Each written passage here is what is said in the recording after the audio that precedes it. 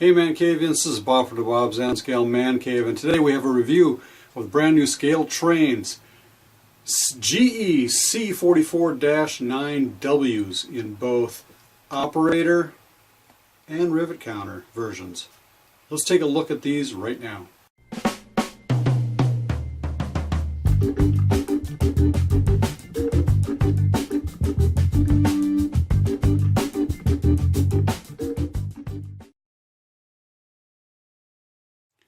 Okay, the first operator one I have is a Chicago Northwestern in operator version, which means it's DCC but no sound. It also may have slightly different features that are less detailed on it than the Rivet Counter version. It comes in a nice standard size case, something you're kind of a little bit more typically used to versus a larger box for the Rivet Counter. But let's take a look at what's inside this. Okay, here it is out of the box. There are a couple things you should know. There are some foam pads that go in there and keep the handrails away from the body in case it gets bent or something like that. It also comes with an accessory pack, which is a snowplow, the couple of cut levers, and MU hoses that you can separately apply yourself. Also on the inside of the box you have some instructions.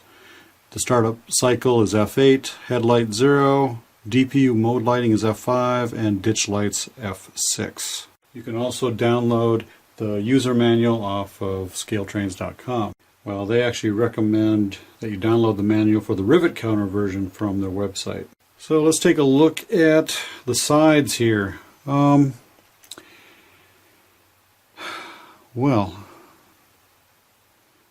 it doesn't look like there's any sunshades on here. Maybe this model or this version of locomotive did not have them. I'm assuming that it did not, since ScaleTrains did not put them on. The handrails are pretty stiff. I don't think they're going to break anytime soon. You got a brake wheel on this side back here. Sight glass right on the fuel tank, and some red caps and connectors as well. Let's see, these handrails, they're a little flimsy, but that's okay. They're thin. They don't look overly thick. That's always a good sign. Let's head over here to the front side. Okay, on the front side here, you got the ditch lights and the coupler right here. It's black. It's not the typical kind of brown you've probably seen on other ScaleTrain Rivet Counters. So they just put a black coupler on. You can put the snowplow on the front. There's some holes and mounting holes right up front for that. And you have the logo right up front, the headlight, and you got a little front access door with a window, and of course the grab irons to climb up onto the hood. I do see some windshield wipers molded into the glass. Well, at least it kind of looks like it. Maybe not. No, I do not see any windshield wipers on here. Got the number boards and PTC antennas up on top. Not too bad looking front. I really like it. Let's take a look at the other side. Okay, on this side pretty much looks the same as the other side. You can see the exhaust stack up here and the horns up on top, all painted green. Of course, handrails are all glued in and not loose after coming out of the box. Air tanks and fuel tank detail on this side. The trucks look really nice. All the hatch doors, you can feel them, they're raised up. Look like they actually were manually put on there, but I know they weren't. But it's looking very nice. on first look. Let's take a look at the back. Okay, on the back you got looks like the road number right there, 8661. Snow plow holes here for mounting that on the back. You have a solid chain, it's not a free hanging chain. Tail light, and all the handrails are in white, and the standard looks pretty good. Let's take a look at the top and bottom. Well, here's the top obviously, and you can see the radiator fan grills. They are definitely molded and raised and ribbed. You know, so you can actually hear them. You can see the smokestack, exhaust stack, and all the little panels for dynamic braking and so forth. The top of the cab looks like it's got a lot of rivets on it, and it looks pretty good. Now the bottom, pretty much standard. Got a couple screws in the bottom of the fuel tank to hold it all together. You can see the gears on the trucks between the wheels, so you got to keep that stuff clean because it's not sealed. Hopefully you don't get a lot of debris up inside there like ballast and nails and whatnot, but looks pretty good. Not a whole lot of detail on the bottom obviously, but still pretty good looking model. Let's take a look at the cab interior. Here's a zoomed in look up close and personal with the interior of the cab. Looks like you can see some molded cab controls in there and seats. Not too bad. Here you go, a little bit of view from the windshields. You can see all the way in there. Too bad there's no people in there, but you know, if you really want to do so, you can put some in yourself.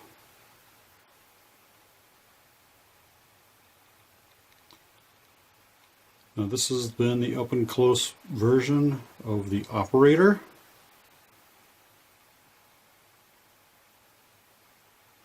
You can see all that detail real up close with the side of this locomotive. This is an operator. You know, I'm waiting to see what the Rivet Counter actually looks like. Looks pretty neat from this zoomed in view of it.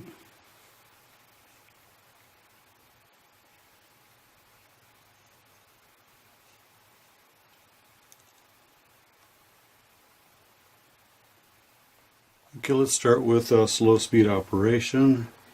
Go with the operator, you get speed step 1, 2, 3, 4, 5, 6, 7, 8, 9, 10. Some pretty good control for that. It didn't seem like it sped up a whole lot, but it was smooth. In reverse, I'm going to put it right up to 10. You can see that it slowly gets a little momentum up as it starts going back. Let's go right up to 20.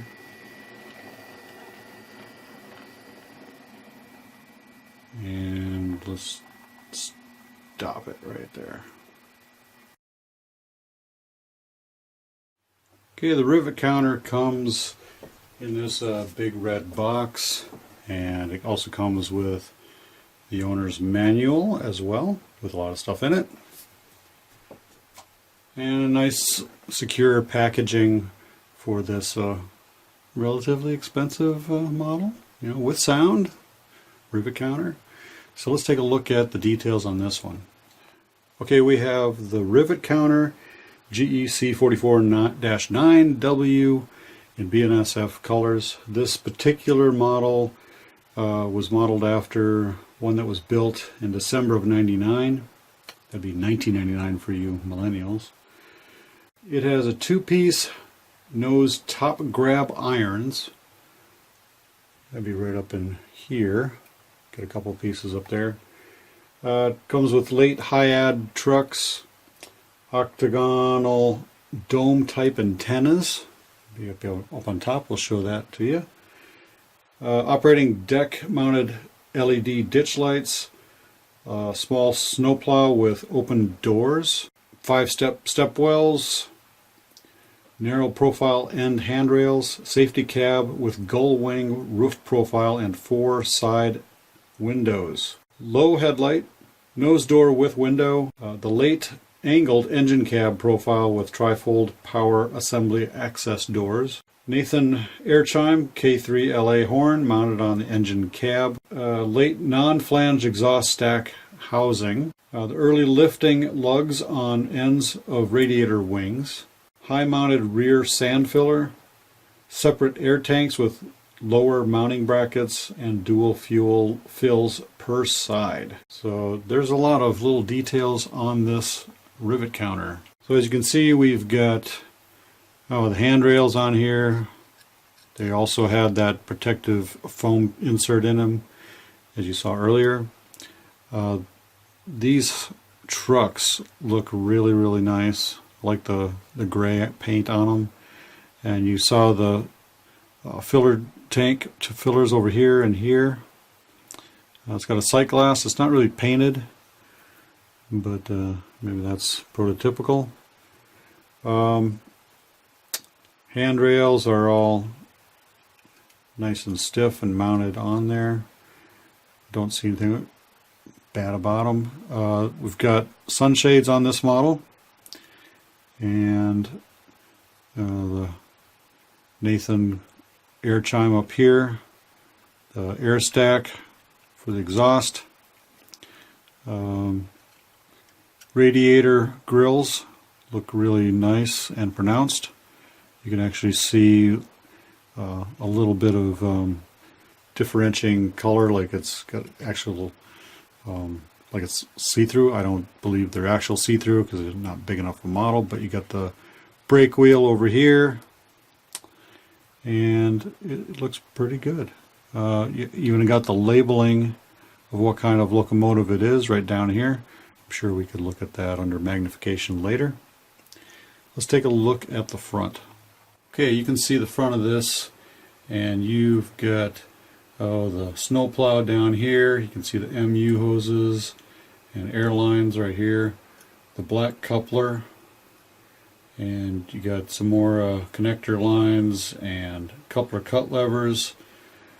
Also have the handrails, nice and stiff. Got a little chain right up here that's molded in, it's not free hanging. The ditch lights on both sides, nice yellow kind of look to it, and the BNSF logo. The entry door with a window, the low nose headlight. You can also see the grab irons put on here for climbing up on top of the cab, and also the extra cab grab wires right up there on the top. You got the number boards nice and clear, and you can see windshield wipers on the windows, and you can see also the sunshades on either side, and that antenna array up on top of the cab. Looks really nice from this point of view. Okay, here's the other side. You can see the differences between the left side and the right side are that basically you have these air tanks down here in the middle of the gas tank. You do have fillers on both sides, and the trucks look excellent. I mean, I really like the details on that. And you got some grills here, some grills over here, all the grills in the back. You know, a lot of labeling and detail on here. I'm sure this is very prototypical. Nice chart or numbers and information up on the front. I'm going to try and zoom in on that later. But yeah, it looks pretty good. Okay, on the back side, taillights. The grab irons are on. A couple of cut levers and the MU hoses, rear plow area. Airlines, a lot of detailed paint on here. Everything looks really, really nice. Handrails or grab irons climb up on back. And everything looks good. Airline hoses over here. And looks highly detailed, really, really nice. Okay, here's the top. Looks pretty much the same as the operator version, but you know, pretty much the same details. I don't see much difference. Maybe a couple extra, some labeling and so forth.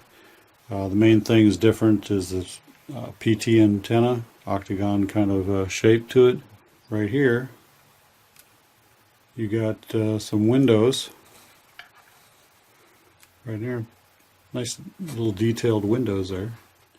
Yeah, you can see these windows right here in the back on the back doors. Even those are detailed. Pretty nice. Same as the operator version. A couple screws down here to hold the tank on and the body. And of course the open gears here in the bottom so you can lubricate if you need to and clean stuff out. But all in all, it looks pretty nice. Okay, here's the front of this thing, and let's see if we can see the interior. Looks a little cloudier of windows than the operator, so it's hard to see inside there. But maybe a frontal view will be better. Oh, there we do have a detailed interior. You can see the seats, control panels. Pretty neat.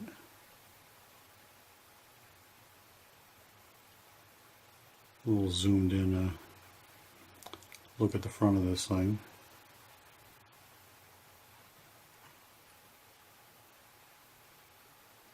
You can see the windshield wipers on there pretty easily. Pretty neat. Giving you a side-by-side comparison of the as delivered product that you're going to get, and you definitely can see the difference between the Rivet Counter on this side and the operator version on this side. No snowplow obviously on here, separately put on by yourself. I don't think there was any of these in with the accessory package for the operator, but they both look very good. Slightly different obviously based on the railroad, you know, C&W versus BNSF. So all in all, they look pretty good. Let's take a look at how they run. Okay, let's take a look at some of the sounds. We'll start off with F8, which is start up and shut down.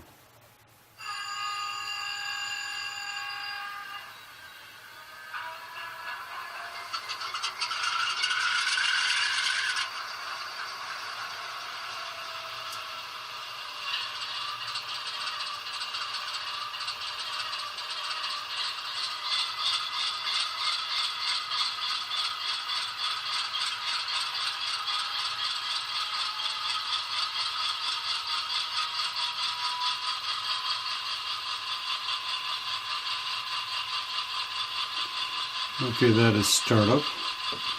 So let's take a look at some movement here. Let's go in reverse.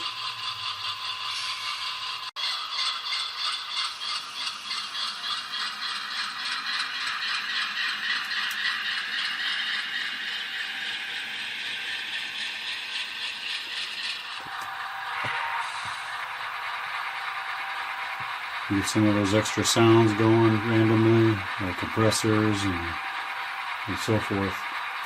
So let's go forward, and we'll start off with one speed step.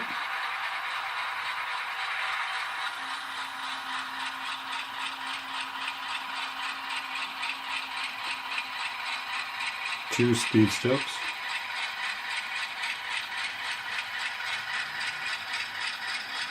Three. 4, 5, 6, 7, 8, 9, and 10. And stop.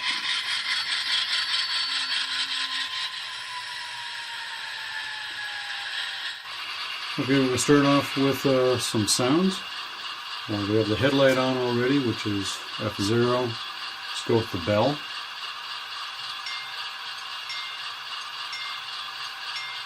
Turn off the bell. Horn.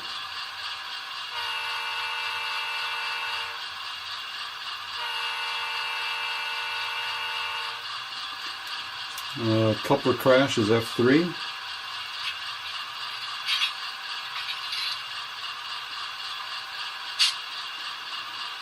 F4 is dynamic brake, F5 is DPU lighting, F6 is the ditch lights, F7 is not used, F8 is the sound, F9 is drive hold. If you press F9 and turn the speed up, it will just sit there until you press F9 again, and then it will go off to the speed that you have set. So like when it will speed up the engine and make it sound like it's pulling a heavy load. F10 is the independent brake. F11 is a manual radiator fan.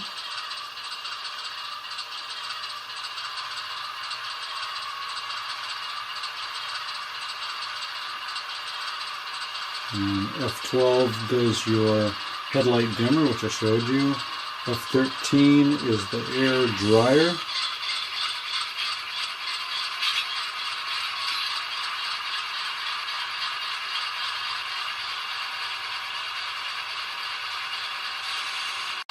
Okay, F14 and 15 are not in use. F16 has an air dryer on shutdown. F17 is a brake set and brake release. F18 is sanding valve.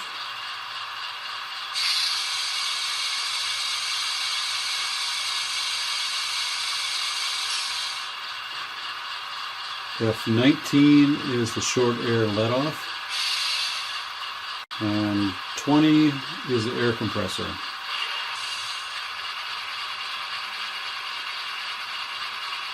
And those are the sounds. Okay, let's take a look at the Rivet Counter headlight and the ditch lights. Pretty good. If you do option 12, the headlight dims and turns off the ditch lights. The rear DPU light, which is option 5, put it in reverse and it should go out. Okay, we are going to check the height of this snowplow. The snowplow sits very close to the rail. How close to the rail does it sit?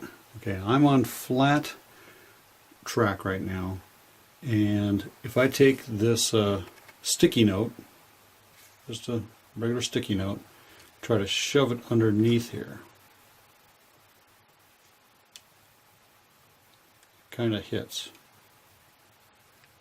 So it's basically, I mean, it is really tight. I can get the sticky note under there. Okay. That's the width of a piece of paper. And sticky notes are pretty thin. What you may want to do is, I hate to say this, but you're going to have to probably file that down a little bit on the bottom to get better clearance, especially if you have some hills that are not very smooth at the bottom. You're going to front end drag this engine across that track. So I mean, this is made for some very good transition hills. So keep that in mind. Okay, one thing I'm going to check is how these couplers work. They are noticeably different than the other ones that I've got on the other locomotives that I've bought, the Tier 4 and the C39. So let's just see how they connect. Yeah, they connect pretty good. So on a slight curve on the front locomotive, so it didn't quite line up as easily, but it did connect very easily. So that's good. It wasn't as stiff of a spring as they've had in the past.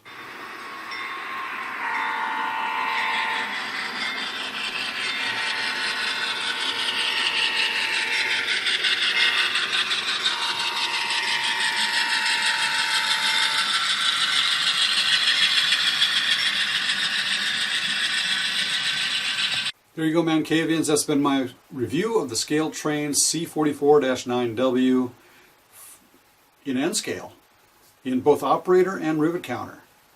The biggest thing that I noticed is the operator doesn't come with the snowplow coupler cut levers and MU hoses installed. They leave that up to you, the consumer. And also on the rivet counter, the snowplow, that had a little issue being a little bit too close to the track. It's only one piece of paper clearance, and that's pretty close. So if your track is not perfect, you're probably going to have to scrape a little bit off the bottom of that snowplow, or it's going to bind up on hills when you're coming off of them or going onto them. So the prices are up here. Pick them up at your local hobby shop or scaletrains.com. I love them. I'm glad I have them on my layout. They sound great, operate great, and so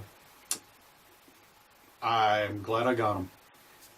So if you like what you saw here today, leave a comment down below.